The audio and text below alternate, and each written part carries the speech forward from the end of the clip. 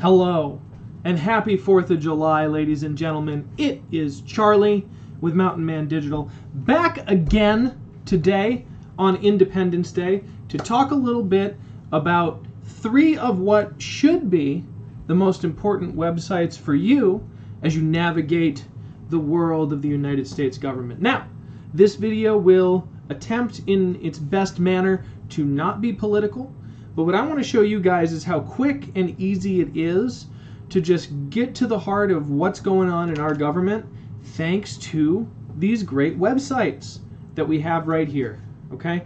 So, as most of you are probably aware if you're watching this, we have 3 branches of government. Okay? So we have the executive, which is the White House or President Joe Biden. We have the legislative branch, okay, which is Congress, okay, and this is their website here, congress.gov. And we have the judicial branch, okay, which is the Supreme Court, and this is the Supreme Court of the United States. Okay, now why does any of this matter? So when you hear about people arguing over different things that are happening in Congress, sometimes instead of reading a news article, it makes a lot of sense to just go to, let's say, hey, the Invest in America Act, okay, and just read this little block of text right here. And if you see that also, I can get this to read it to me as well. That's how good this website is, okay? So this is a really good way for you to just go, so that's what that is. I feel about it like this, okay? And you can also do that for Supreme Court rulings. Okay, so for instance, I think there was a very, very important one that happened recently inside of the Supreme Court. I can't remember it. I'm not going to try and use it as an example, but as you can see here, you can go to any of these rulings of the Supreme Court and you can read the ruling. Okay, it's right here. And once again, okay, if you want to get a feel for what's going on, you just really got to read this first paragraph. That's kind of the synopsis, okay? And then if you go, man, that doesn't satisfy me, you can read the rest, right? This is the source document. It's all right here. Now, you can do the same thing inside of the White House, okay? And here you're going to take a look for executive orders. Ooh, and I didn't do this beforehand. This might mess me up.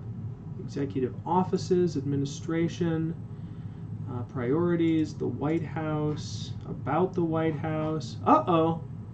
I'm trying to find where they put the executive orders on here, and I might have messed myself up. Are they going to be under Joe Biden? No, that's like his about page. Let's do this. White House, executive order.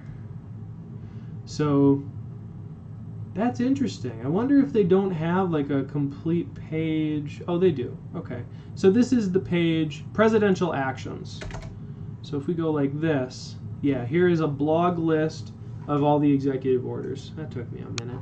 To be honest, what I usually do is I Google the executive order that I hear about, executive order X, and then it takes me to that blog post. So I've never actually had to do that.